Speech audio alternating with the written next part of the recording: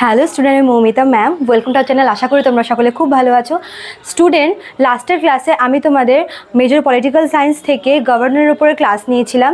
তো আজকে আমি তোমাদের সেখান থেকেই গভর্নর থেকেই কতগুলো এক্সাম ওরিয়েন্টেড শর্ট কোয়েশ্চেন নিয়ে ডিসকাস করব। তার আগে বলে রাখি যে আমাদের অনলাইন ক্লাস কিন্তু চলছে অ্যাজ ইউজুয়াল, এবং সেই সঙ্গে কিন্তু ইম্পর্টেন্ট নোটসও প্রোভাইড করা হচ্ছে। অনেকগুলো নোটসই প্রায় প্রোভাইড করা হয়ে গেছে, প্রায় শেষের দিকেই আমাদের সিলেবাস। আর যেহেতু তোমাদের এক্সাম খুব একটা বেশি দেরি নেই, সেহেতু আমরা কিন্তু খুব শীঘ্রই সাজেশনও দিয়ে দেবো তোমাদের। তো তোমরা যারা আমাদের সাথে অনলাইনে যুক্ত হতে চাইছো তারা আমাদের হেল্পলাইন নাম্বারে যোগাযোগ করতে পারো। আমাদের হেল্পলাইন নাম্বার দেখো এখানে দেওয়া আছে দুটো, একটা হচ্ছে 6295916282 আর একটা 7076398606। ঠিক আছে, আমাদের পুরো কোর্স ফি রয়েছে 999 টাকায়। এতে তোমরা মেজর ছাড়াও এসি, এমডিসি, এসিসি, মাইনর সবটাই কিন্তু পেয়ে যাচ্ছ। ঠিক আছে, অনলি 999 টাকায়। এবং আমাদের কোর্সের ডিউরেশন হচ্ছে 6 মান্থের, 6 মাস হচ্ছে আমাদের কোর্স চলবে।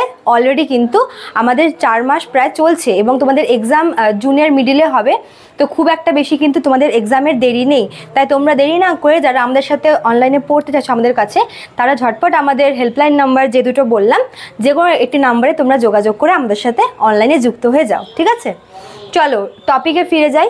দেখো আজকের যে টপিকটা, যেটা শুরুতেই বললাম যে গভর্নর থেকে তোমাদের লাস্ট ক্লাসটা আমি করিয়েছিলাম গভর্নরের উপরে। আজকে গভর্নর থেকেই কিছু এক্সাম ওরিয়েন্টেড শর্ট কোয়েশ্চেন নিয়ে আলোচনা করব। ঠিক আছে, তো বেশি কয়েকটা এখান থেকে আসবে না, 7-8টার মতো আসবে। তো আমি সেগুলোই তোমাদেরকে করিয়ে দেওয়ার চেষ্টা করছি। দেখো প্রথম যে কোয়েশ্চেনটা রয়েছে সেটা হচ্ছে, who is the constitutional head of state government? বলেছে যে রাজ্য সরকারের যিনি সাংবিধানিক প্রধান, কনস্টিটিউশনাল হেড, তিনি কে? তো তিনি হচ্ছেন গভর্নর। যেরকম দেখো আমাদের দেশের যেরকম যদি বলে যে constitutional head of a state of country, তাহলে সেটা হবে হচ্ছে রাষ্ট্রপতি বা প্রেসিডেন্ট অফ ইন্ডিয়া। আর একটা স্টেটের, কোনো একটা স্টেট গভর্নমেন্টের যিনি কনস্টিটিউশনাল হেড, তিনি হচ্ছেন গভর্নর। ঠিক আছে, আচ্ছা তারপরে দেখো 2 নম্বরে বলেছে, হু অ্যাডমিনিস্টার, এটা এস হবে, যাই হোক, who administers the oath to the governor? বলছে যে গভর্নরকে ওথ বা শপথ বাক্য কে পাঠ করায়? দেখো গভর্নরের শপথ বাক্য পাঠের ব্যাপারটা হচ্ছে কনস্টিটিউশনের 159 নম্বর আর্টিকেলে বলা আছে, সেটা আমি তোমাদের পাশে এখানে ব্র্যাকেটে লিখে দিয়েছি। ঠিক আছে, তো গভর্নরকে শপথ বাক্যটা কে পাঠ করান? তো এটার আনসার হবে হচ্ছে চিফ জাস্টিস অফ হাইকোর্ট। রাজ্যের যে হাইকোর্ট রয়েছে, হাইকোর্টের প্রধান বিচারপতি বা চিফ জাস্টিস কিন্তু রাজ্যপালকে শপথ বাক্য পাঠ করায়। মানে যেই রাজ্যে আর কি রাজ্যপাল নিযুক্ত হলো, সেই রাজ্যেরই হাইকোর্টের যিনি চিফ জাস্টিস রয়েছেন, তিনি ওই রাজ্যপালকে শপথ বাক্য পাঠ করাবেন, এবং এটা বলা আছে 159 আর্টিকেলে। ঠিক আছে, আচ্ছা তারপরে দেখো 3 নম্বরে বলেছে, which article deals with the power of ordinance of governor? গভর্নরের যে অর্ডিন্যান্স বা অধ্যাদেশ ক্ষমতা, দেখো আমরা কিন্তু রাষ্ট্রপতিরও হচ্ছে অর্ডিন্যান্স ক্ষমতাটা পেয়েছিলাম। রাষ্ট্রপতির সাথে গভর্নরের হচ্ছে ক্ষমতার অনেক সিমিলারিটি আমরা পাই, যেহেতু তারা দুজনেই প্রায় একই পোস্টেই আছে। যেরকম হচ্ছে একটি দেশের আর কি কনস্টিটিউশনাল হেড হচ্ছে রাষ্ট্রপতি, এবং একটি রাজ্যের হচ্ছে রাজ্যপাল। তো কাজে এদের যে ক্ষমতাগুলো সেটা কিন্তু অনেক হচ্ছে সিমিলার, আমরা সিমিলারিটি পাই। তো রাষ্ট্রপতির যেরকম অর্ডিন্যান্স জারি করার ক্ষমতা রয়েছে, ঠিক তেমনি রাজ্যের রাজ্যপালেরও কিন্তু অর্ডিন্যান্স জারি করার ক্ষমতাটা রয়েছে, এবং সেটা রয়েছে কত নম্বর আর্টিকেলে? আর্টিকেল 213, 213 নম্বর আর্টিকেলে রাজ্যপালের অর্ডিন্যান্স জারি করার ক্ষমতার কথা বলা হয়েছে। আচ্ছা তারপরে দেখো কি বলেছে, মিনিমাম এজ অফ গভর্নর। একজন গভর্নর হওয়ার জন্য, রাজ্যপাল হওয়ার জন্য কত বছর বয়স হতে হবে? মিনিমাম 35 ইয়ার্স, 35 বছর হতে হবে। রাষ্ট্রপতির ক্ষেত্রেও আমরা সেম দেখেছিলাম যে রাষ্ট্রপতি হওয়ার জন্য কিন্তু মিনিমাম 35 ইয়ার্স এজ দরকার। ঠিক তেমনই গভর্নর হওয়ার জন্য কিন্তু 35 ইয়ার্স এজ হতে হবে মিনিমাম। ঠিক আছে, তারপর দেখো 5 নম্বরে বলেছে, how many members are nominated by governor in the, এদিকে আছে, লেজিসলেটিভ কাউন্সিল, ঠিক আছে। আমাদের যে মানে রাজ্য বিধানসভা রয়েছে, আমরা তোমাদেরকে আমি পড়িয়েছিলাম যে রাষ্ট্রপতি কি করেন, তিনি লোকসভা মানে তিনি রাজ্যসভায় 12 জন মেম্বারকে মনোনীত করেন, ঠিক আছে, এবং লোকসভায় 2 জন অ্যাংলো ইন্ডিয়ান মেম্বারকে মনোনীত করেন। যদিও বা ওই লোকসভায় অ্যাংলো ইন্ডিয়ান নিয়োগের ব্যাপারটা বর্তমানে অবলুপ্ত হয়েছে, তো তিনি রাজ্যসভায় কিন্তু 12 জন মেম্বারকে মনোনীত করেন রাষ্ট্রপতি। ঠিক রাষ্ট্রপতির ক্ষমতার মতো রাজ্যপালও কিন্তু নিজের পছন্দ মতো কিছু সংখ্যক মেম্বারকে রাজ্য বিধানসভায় আর কি নিয়োগ করতে পারেন। তো কত সংখ্যক, সেটা হচ্ছে 1/6, মানে 6 জনের মধ্যে একজন মেম্বারকে কিন্তু রাজ্যপাল রাজ্য বিধানসভায় মনোনীত করতে পারেন, এবং এটা বলা হয়েছে আর্টিকেল 169-এ, ঠিক আছে। আর্টিকেল 169-এ বলা হয়েছে যে রাজ্যপাল চাইলে তিনি নিজের পছন্দ মতো 6 জন মেম্বারের মধ্যে যে কোনো একজনকে তিনি নিজের পছন্দ মতো আর কি নিয়োগ করতে পারেন রাজ্য বিধানসভায়, ঠিক আছে, লেজিসলেটিভ কাউন্সিলে। আচ্ছা, তারপরে দেখো 6 নম্বর কি বলেছে, 7th amendment is related to.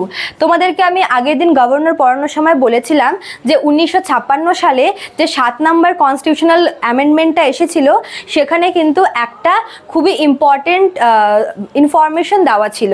সেটা কি, সেটাই এখানে চেয়েছে যে 7th অ্যামেন্ডমেন্টে কি বলা হয়েছিল। দেখো, সেটা ছিল same person as a governor for 2 or more states, ঠিক আছে। মানে যেরকম মনে করো যে মুখ্যমন্ত্রী, যদি আমরা চিফ মিনিস্টারের কথা দেখি, মুখ্যমন্ত্রী কিন্তু প্রতিটা রাজ্যে একজন করেই থাকে, কিন্তু রাজ্যপালের ক্ষেত্রে একজন ব্যক্তি কিন্তু মানে একটি রাজ্যের পাশাপাশি আরও 2-3টা রাজ্যের রাজ্যপাল হিসেবে কিন্তু সার্ভ করতে পারেন, ঠিক আছে। এবং এটাই বলা হয়েছিল ওই 7th যে অ্যামেন্ডমেন্টটা এসেছিল সেখানে, এটাই এখানে চেয়েছে যে 7 নম্বর অ্যামেন্ডমেন্টটা কিসের সঙ্গে জড়িত। তো 7 নম্বর অ্যামেন্ডমেন্টটা, কনস্টিটিউশনাল অ্যামেন্ডমেন্টে এটাই বলা হয়েছিল যে একজন ব্যক্তি তিনি একটি রাজ্যের পাশাপাশি আরও 2-3টা রাজ্যের রাজ্যপাল হিসেবে কিন্তু কার্য সম্পাদন করতে পারেন, ঠিক আছে। আচ্ছা, তারপরে দেখো 7 নম্বরে কি বলেছে, হু অ্যাপয়েন্টস দ্য গভর্নর। গভর্নরকে কে অ্যাপয়েন্ট করে? তো এটার অ্যান্সার হবে হচ্ছে দ্য প্রেসিডেন্ট অফ ইন্ডিয়া। আমাদের যে ভারতের প্রেসিডেন্ট রয়েছে, রাষ্ট্রপতি রয়েছে, তিনি নিজের পছন্দ মতো একজন ব্যক্তিকে কিন্তু রাজ্যপাল হিসেবে আর কি মনোনীত করে থাকেন। এবং এর সাথে এটাও বলে রাখি, তিনি যেই ব্যক্তিকে আর কি রাজ্যপাল মনোনীত করবেন, ওই ব্যক্তি ওই রাজ্যের মেম্বার হবেন না। অর্থাৎ কোনো ব্যক্তি তিনি যেই রাজ্যের বাসিন্দা, তিনি কিন্তু সেই রাজ্যের রাজ্যপাল হিসেবে কখনোই নির্বাচিত হবেন না।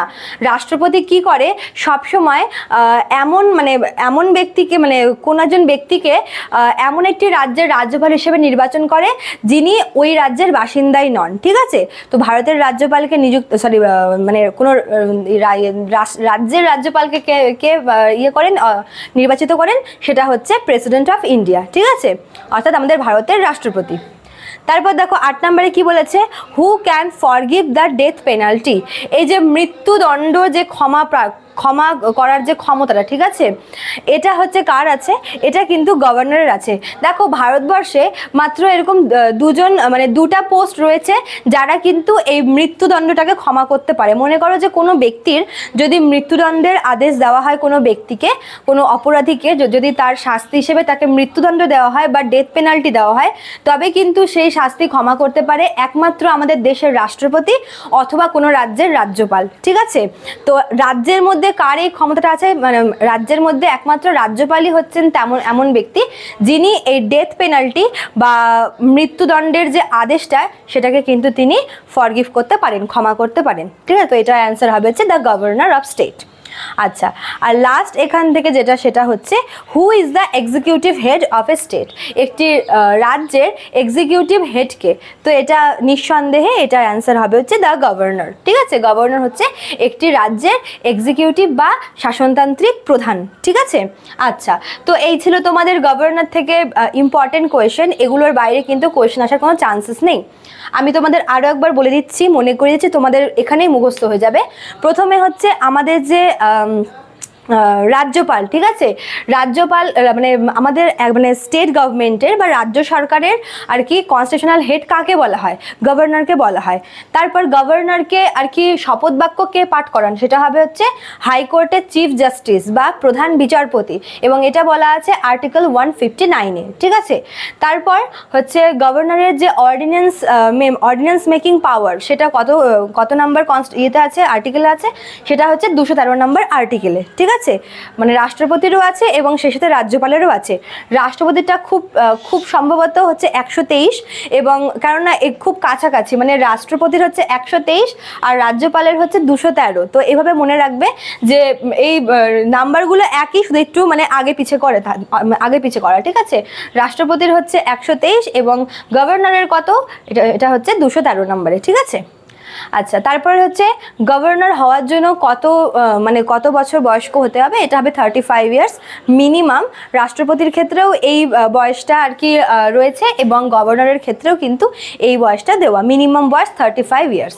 তারপর কি বলেছে যে how many members are nominated by governor in the legislative assembly, আমাদের রাজ্য বিধানসভায় গভর্নর কতজন মেম্বারকে নিয়োগ করেন? এটা হচ্ছে 1/6, ঠিক আছে। 6 জনের একজন সদস্যকে রাজ্যপাল তার পছন্দ মতো সদস্য নিয়োগ করেন হচ্ছে রাজ্য বিধানসভায়, ঠিক আছে। আর এটা বলা হচ্ছে 169 আর্টিকেলে। তারপর দেখো কি বলেছে যে সেভেন্থ অ্যামেন্ডমেন্টটা কিসের সাথে সম্পর্কিত, কিসের সাথে রিলেটেড? এটা হচ্ছে বেসিক্যালি 1956-এ এই অ্যামেন্ডমেন্টটা হয়েছিল, এবং এই অ্যামেন্ডমেন্টে বলা হয়েছিল যে একজন ব্যক্তি সে হচ্ছে একটি রাজ্যের পাশাপাশি আরও 2-3টা রাজ্যের গভর্নর হিসেবে কাজ করতে পারে, ঠিক আছে। তারপর দেখো কি বলেছে যে গভর্নরকে কে অ্যাপয়েন্ট করে? এটা হবে আমাদের দেশের প্রেসিডেন্ট বা রাষ্ট্রপতি, এবং রাজ্যের মধ্যে কোন ব্যক্তি ডেথ পেনাল্টি বা মৃত্যুদণ্ডের আর কি শাস্তিটাকে আর কি ফরগিভ করতে পারে বা হচ্ছে ক্ষমা করতে পারে, সেটা হবে হচ্ছে গভর্নর। গভর্নরের হাতে ক্ষমতা আছে যে মানে গভর্নরের মেন অনেকগুলি হচ্ছে ক্ষমা প্রদর্শন করার ক্ষমতা আছে, তার মধ্যে একটা হচ্ছে তোমার ডেথ পেনাল্টি, যে তিনি মৃত্যুদণ্ডের শাস্তিটাকে আর কি ক্ষমা করতে পারেন, ঠিক আছে।